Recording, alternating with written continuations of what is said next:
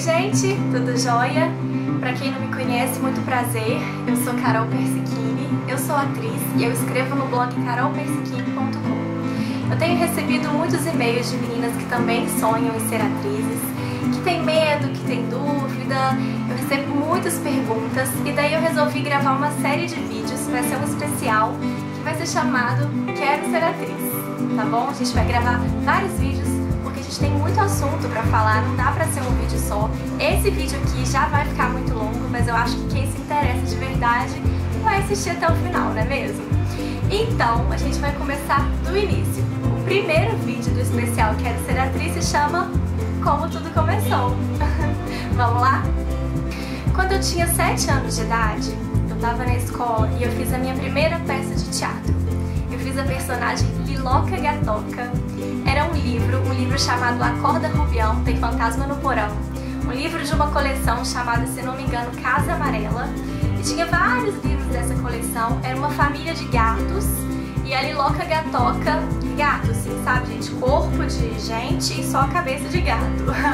E aí eu fazia a personagem Liloca Gatoca, que era a empregada da casa. E ela, toda noite, quando ela ia dormir, ela via o lençol balançando, assim, no varal, o lençol branco, se assustava, achando que era um fantasma, e saía pela casa correndo, gritando: acorda, Rubião, tem fantasma no porão. O Rubião devia ser o patrão dela. E muito fofinho, tanto é que, assim, marcou tanto que o apelido da minha mãe hoje é Liloca. Liloca, Liquinha, Lilica, da Liloca Gatoca. Bom, foi mais ou menos assim. Os meus colegas, os meus professores, eles perceberam na época que eu me empolguei um pouco além da conta, que eu levei aquele negócio muito a sério, que eu queria criar um cenário mais elaborado, que eu quis botar uma música na hora que a Liloca tava varrendo a casa. Enfim, eu me empolguei um patamar acima do resto da turma, sabe? E aí eu cheguei em casa e eu lembro que eu fui ver novela e tal e falei: isso é a mesma coisa, né? Ser atriz e tal, dá pra fazer teatro, dá pra fazer novela. Isso é uma profissão. Tá aí, eu acho que eu quero fazer isso pro resto da minha vida.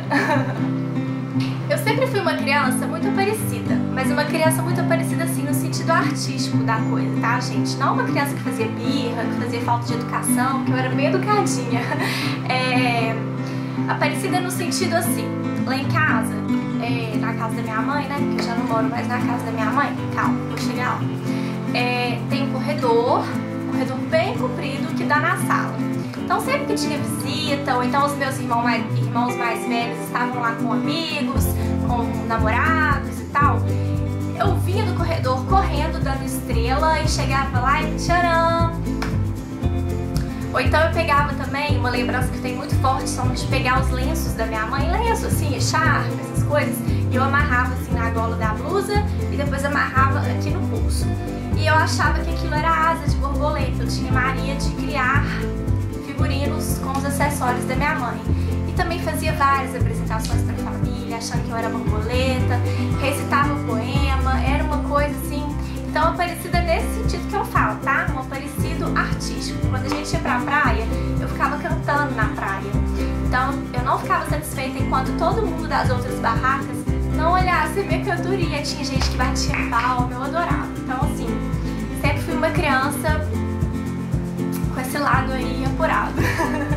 No início da minha adolescência, eu comecei a pedir pros meus pais pra eu entrar num curso de teatro. Só que eles não deixaram.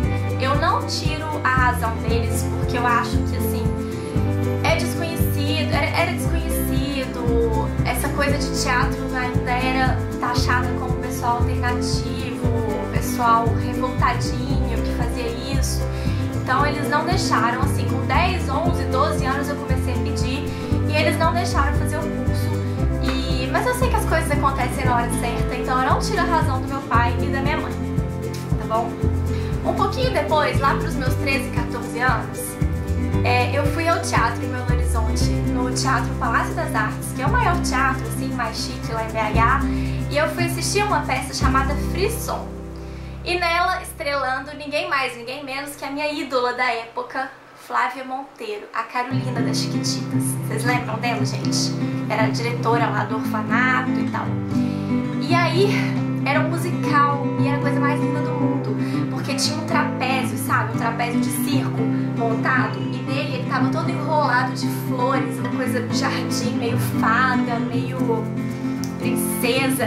E eu lembro que ela sentava no trapézio, o trapézio era suspenso e ela cantava. No elenco também tinha o ator Kiko Mascarenhas, é um ator que faz Tapas e Beijos, se eu não me engano, e que faz aquele filme com o Hassum, que tá agora, que teve o 1 e o 2, Até que a Sorte Nos Separe. E o Kiko, ele fazia um gato, e meu Deus, ele tinha um corpo de gato, que eu falei, é um gato, não é um homem, muito perfeito. E também tinha no elenco a atriz Luísa Curvo.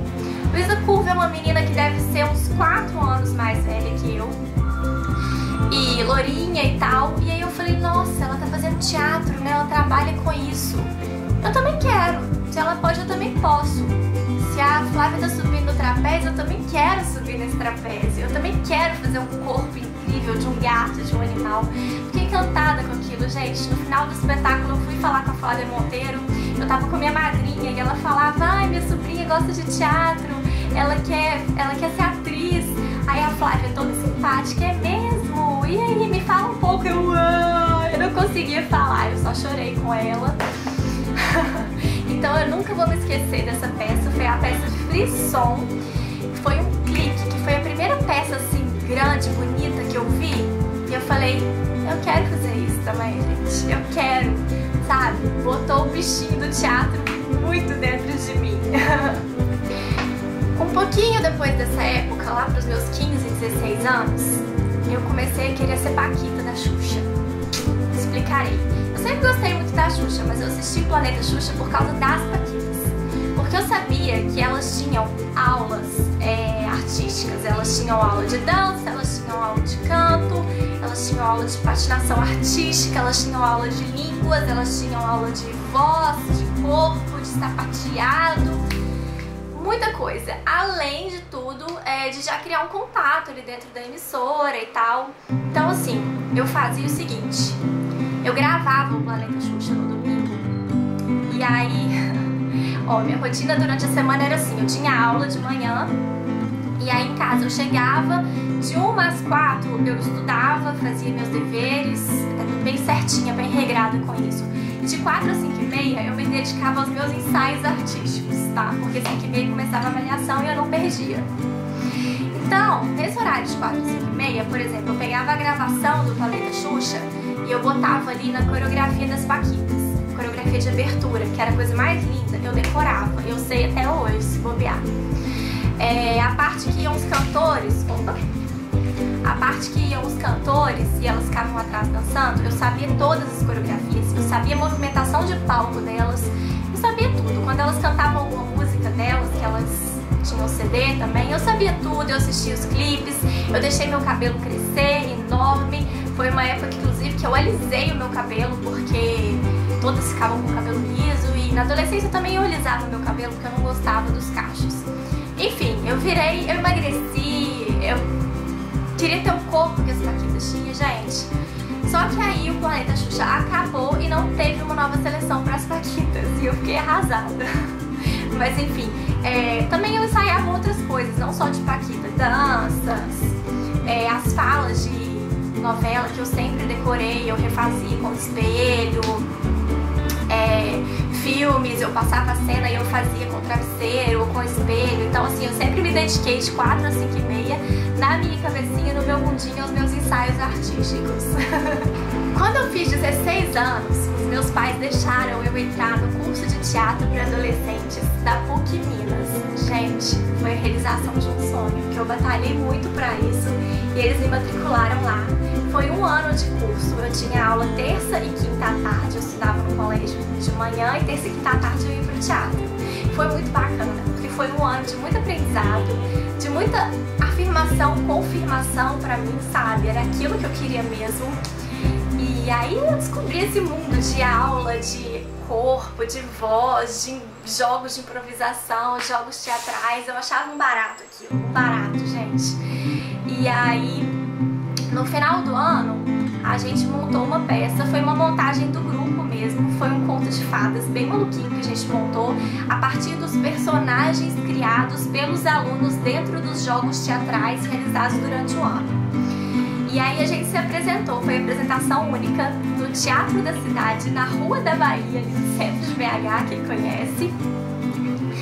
E isso foi em dezembro, eu acho que foi um dos dias mais felizes da minha vida, porque foi minha família, foi meu pai, foi minha mãe, foi meus irmãos. E a minha mãe chegou pra mim e falou: filha, que legal, é sério isso, né? Você fez direitinho, parabéns, gostei muito.